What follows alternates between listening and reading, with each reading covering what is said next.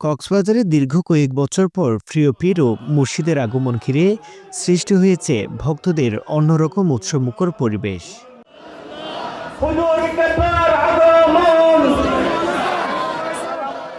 বহুদিনের প্রতীক্ষা শেষে বুধবার ১৭ সেপ্টেম্বর বিকেল থেকে শুরু হওয়া সালানা জলসায় জেলার টেকনাফ, মহেশখালী, কুতুবদিয়া, চকরিয়া ও রামুসহ বিভিন্ন উপজেলা থেকে হাজারো ভক্ত অনুরাগী দল নামে কক্সবাজার মাদ্রাসায়ে তৈবিয়া তাহেরিয়া সুন্নি আলিম মাদ্রাসা প্রাঙ্গণে।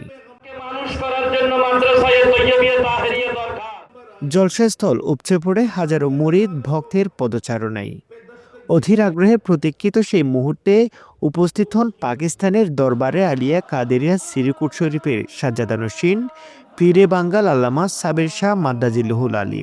সঙ্গে ছিলেন শাহজাদা সৈয়দ মোহাম্মদ কাশেম শাহ ও শাহজাদা সৈয়দ মেহমুদ শাহ মাদ্দাজিল্লুহুল আলী।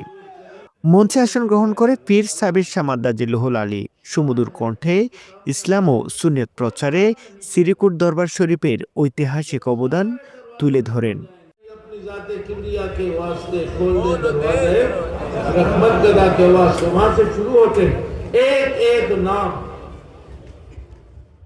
এর আগে দিনব্যাপী আয়োজনে খতমে কুরআন, খতমে গাউসিয়া, হামদ নাত পরিবেশনা ও দেশের প্রখ্যাত আলেমুলামাদের বর্ণাঢ্য আলোচনা হয়।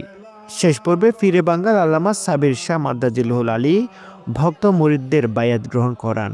পরে মিলাদ কিয়াম, দোয়া মোনাজাত ও তাবারুক বিতরণের মধ্য দিয়ে সমাপ্তি ঘোষণা করা হয় এবারের সালানা জলসার।